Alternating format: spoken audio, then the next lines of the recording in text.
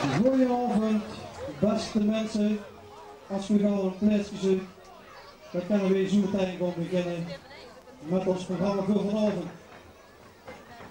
Beste mensen, als voorzitter van de Keerteleers heb ik grote eer om namens de STV-verenigingen te wijten de Oelus, de Boerenrood en de Keerteleers allemaal van harte welkom te heten hier op Stijl.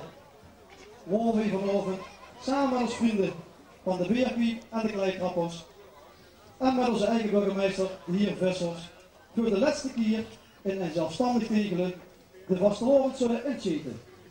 En dat alles onder het motto, de kop is de raaf. Een motto dat ik hier alleen in de figuurlijke zin had opgelakt, maar helaas zal dit motto vanaf 1 januari ook letterlijk voor ons gaan gelden.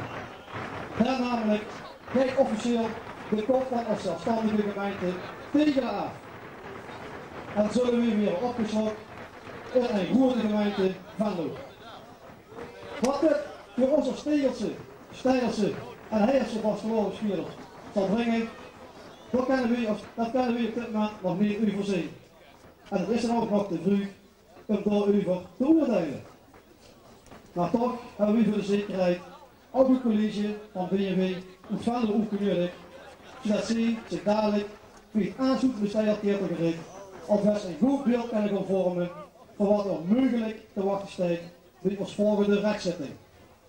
Want mochten ze in Venlo per ongeluk op gekke ideeën komen, dan zullen die ideeën bij de volgende stijl rechtszitting naar voren weer gehaald. En zal ons eigen stijlse motto gaan gelden, de keertelen. En dan kunnen ze in Venlo schrijven wat ze willen, maar erin gaan ze dan. Voor de rest van vanavond wil ik me echter richten op de figuurlijke betekenis. Maar onze gezagenstart van de nieuwe eeuw, onder het motto een nieuw begin, hebben wij met een gerust hart kunnen concluderen dat de kop er vanaf is.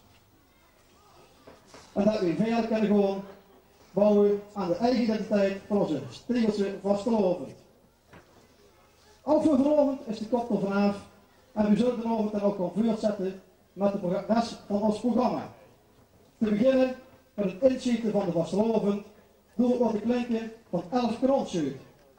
Aansluitend zal een stijlerskeerdergericht rechtspreken wat rond is en daarna de presentatie van ons nieuwe Steegelse vastelovende CD in Zaalvriendelijk.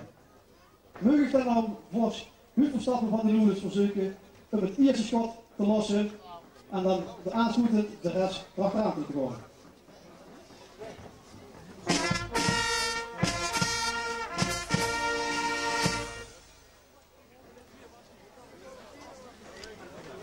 Aanstikt en de stokken meegeeft en uw oren dicht houdt, dat knalt behoorlijk.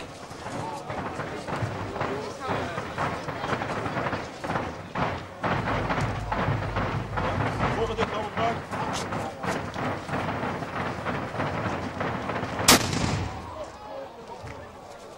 Als u de aanstikt en dan de stokken meegeeft en uw oren dicht houdt.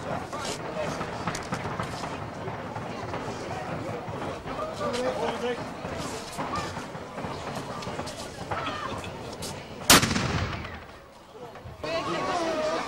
De mensen die de zeugkelast hebben, die zoeken zich een plekje op.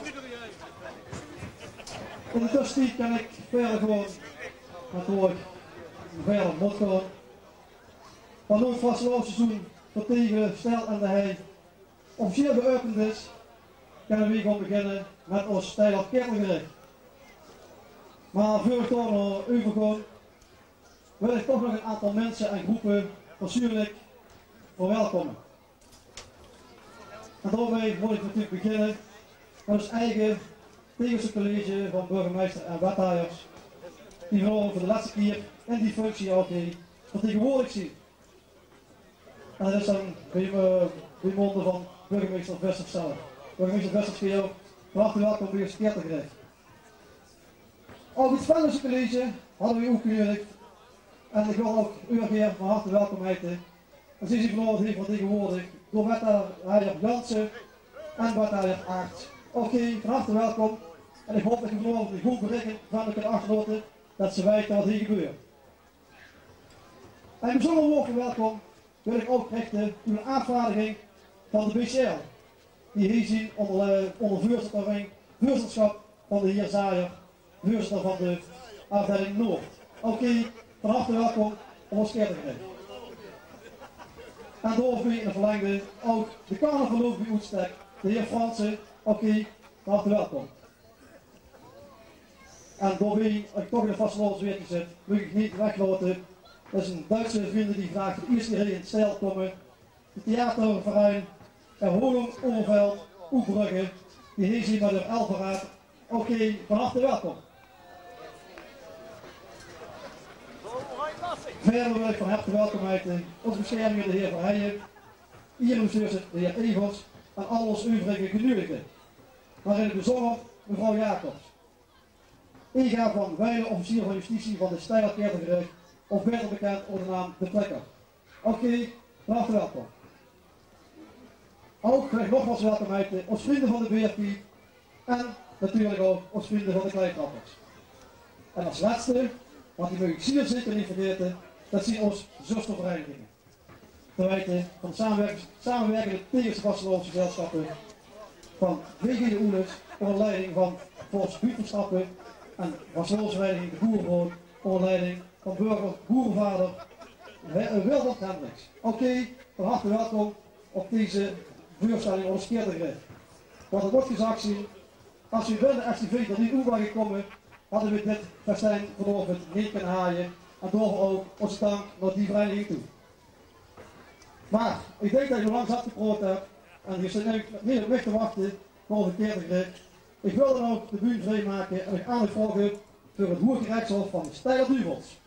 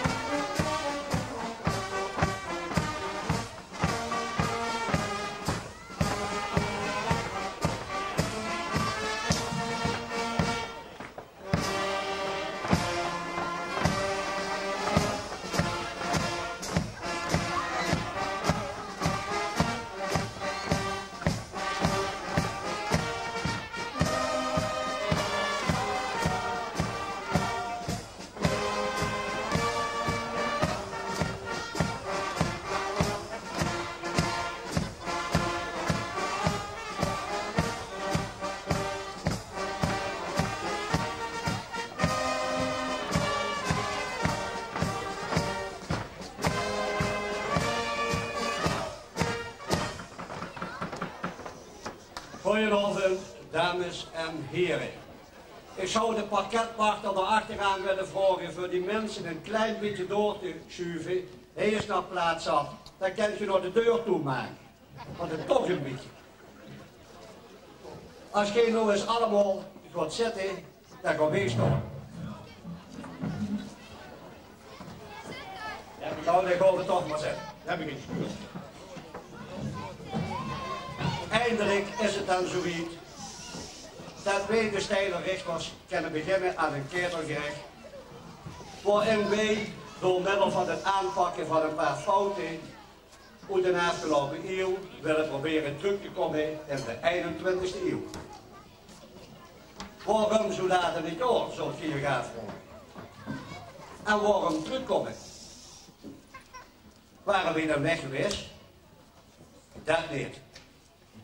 Maar we hadden de afgelopen vastgelopen in Miert aan een kerkgericht willen haaien. Maar door een stom fout van onze openbare aanklager, met die twee linkse hen, zijn we alle zaken kwijt geworden. Zoals je zeker nog wel weet, zijn we in 1998 overgegaan op het moderne medium internet. En de openbare aanklager, met ons grifiertje, hebben alles aaien en nieuwe zaken in de computer gezet. Tenminste, dat dachten wij. Maar wat was er gebeurd? Die twee handigen hebben de rood uit de computer gehaald. Om een hele hoop papieren erin te duwen. Wie we toen met een nieuwe kerkgericht wilden beginnen, waren we alles kwijt. We dachten eerst nog dat het een millenniumprobleem was, want toch hebben ze ons het vorig jaar toch wel flink bang meegemaakt. Maar wie bleek dat Nemen zijn probleem had, toen hadden we een megaprobleem. En gans jaar hebben die twee alle zaken nog eens nagelopen. En toen hebben we ontdekt dat de openbare aanklager de afgelopen eeuw een hoop dingen vergeten was om voor de rechtbank te horen. Dat willen we nog eens even rechtzetten. Want een steiler kerkgericht zet alles recht wat krom is. Al duurt het nog eens 111 keer 11 jaar zoals in de Tegerse krant staat.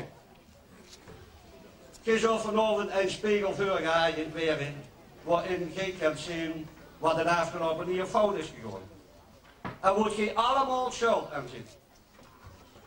Overigens hebben we het Transnieuws ontdekt. Uit Amerika. Dat is een publieke jury. Die zullen, als het nodig is, ons helpen het vonnis uit te spreken. Maar als ik die door zo ziet staan, dan zal er wel niet nodig zijn. Meneer de openbare aanklager. Jawel, wat is de eerste zaak? Oh, de eerste zaak is die zaak waarmee het kerkgericht is opgericht. Het bankroet van de bank van Wolters van Dierning in Venlo. Heel veel mensen op steel kwamen toen in een armoede terecht. En daarom moeten we doormaals mee beginnen. Protest! Protest! Wie zou je geen AJQ uit de beek holen, maar nieuwe zaken voor het gericht brengen? De van Wolters ligt al lang honger op de ruurster van de ketel. Helemaal opgebeurd.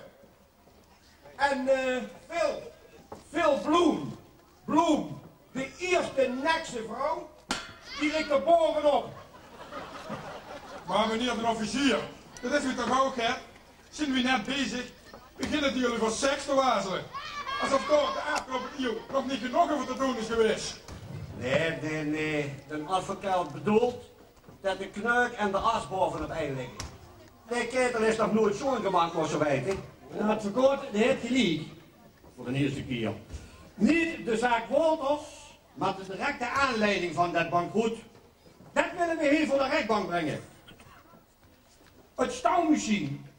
De opkomst van de industrialisatie, waar we in Tegelen nog altijd zo gruwelijk op zien, heeft in die voor heel veel mensen in Tegelen alleen maar ellende gebracht. En armoede. En nu nog verrekking van de werkelozen. Ja, dat zeg je wel. Maar die willen gaan niet werken. Nee, nou laten we zoek worden, ja. Ik slaan voor om als eerste in de ketel te gooien en een fabrieksdirecteur. Die alleen maar toch aan meer productie, en meer geld, en niet aan een arbeider, die wie langer wie meer, en dommer werk moest gaan doen. Mensen werden vervangen door robotten en computers. Dat is een goed idee. Teuvels, breng mij eens ten directeur hierop. Zodat wij allemaal kunnen zien wie die eruit zogen in 1900 en nu. Nou, duivels. Dat is wel even.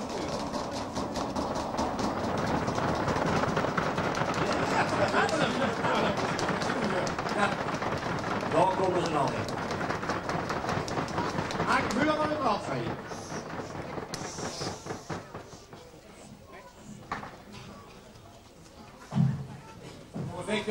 Joh, madam. Wie willen we nog hebben? Zo mensen. Nou, kijk eens heen. Dat is nou een fabrieksdirecteur uit 1900. Zo'n confectiepakje is aan, jong. Dat zal zo wel een keer de lijst in. Of niet, jong? En met wie heb ik het hier? Aangenaam. Ik ben Keer van de Noord, van Lomans Beschrijkam en de Mender. Nou. Een deftige naam voor immers die niet zo fijn voor het gehad met de mensen vroeger. Advocaat, hij stond nog zin voor zo immers te verdedigen. Jawel. Ik vind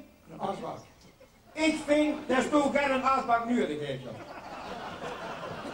Ik ik vind dat wij iets te snel oordelen over deze mens. Hij heeft ook goede dingen gedaan. Hij heeft ons toch ook later in de eeuw welvaart gebracht. Juist. En een gooi belachte boterham. Juist, Oh, dat is het al. oh, wat hebben we nu een mooie boterham, ja. Met pindakaas. Dan wil zo later zeker officier werden, of nee, Jungske? Oh, een kaasblok. Oh, wacht eens even. Hallo, binnen alsjeblieft, hè. Hij heeft er ook voor gezorgd dat de 20e eeuw in de geschiedenis zal worden opgenomen als de eeuw van de welvaart. Oh man, nu toch niet te zwetsen. Kijk in de tekst, dan zie je wat er vanochtend nog allemaal komt, dat er fout is gegaan daarnaast gelopen nieuw.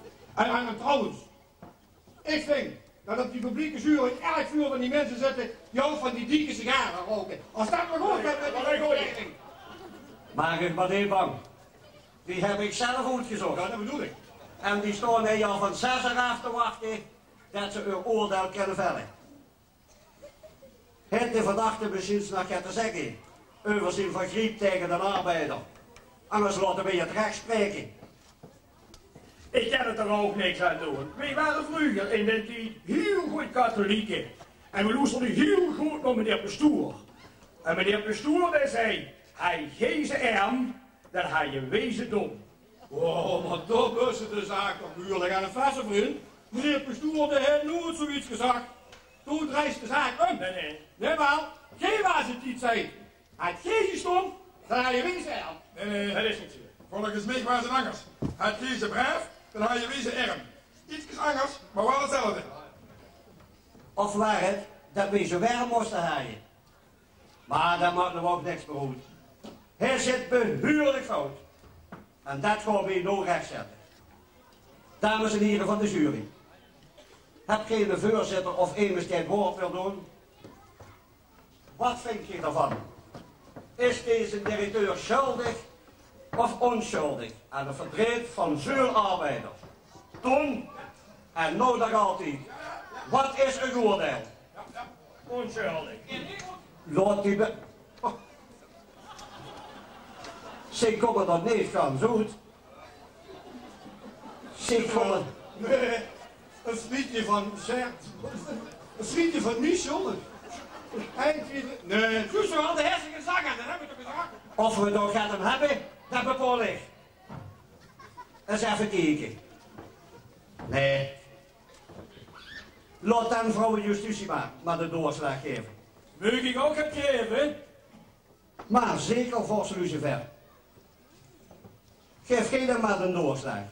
Kijk, uw vrouw en justitie al wel. Ik zeg, de Kamer!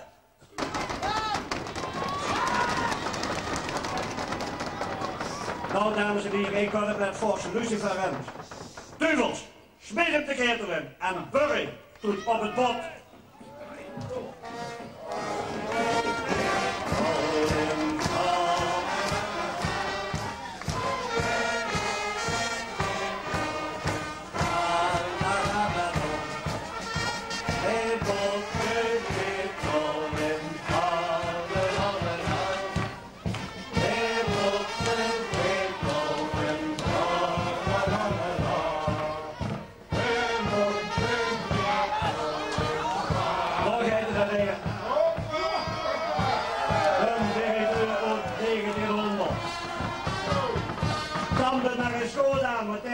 Terugkomen. Dat willen we dan maar hebben.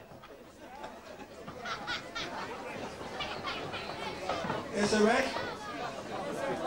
We hebben hem nog niet opgebracht. Oh, de brandstoot. In brandstoot, meneer de officier.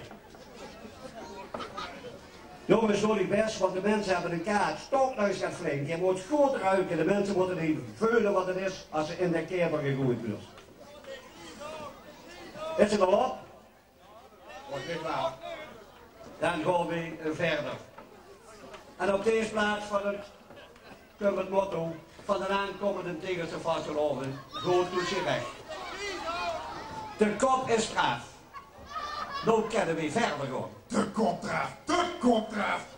Wat is dit voor een onzin? Je ziet toch van het keertogericht Die werden de verdachten toch opgestoord en niet onder zo'n jullie zo'n mensgelag?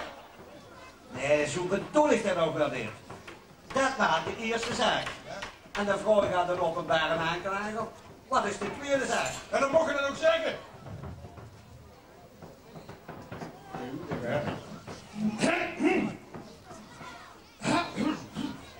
Deze zaak hadden we de afgelopen eeuw zelf al eerder moeten behandelen, maar iedereen vond dat we ons niet met politiek moesten bezighouden en al daar niet met smerige politiek. Zodoende dat deze mensen tot nacht toe de dans op het vuur zien ontlopen, maar deze kans kreeg ik met 2 handen aan om dat recht te zetten. En als me dat lukt, dan krijgen die burgemeester schreien, mag van de beuken in het zumpen. Meneer de openbare aanklager. Jawel. Ik vind dat je erg veel Venlose woorden in een tekst hebt zitten. Wie kunt dat?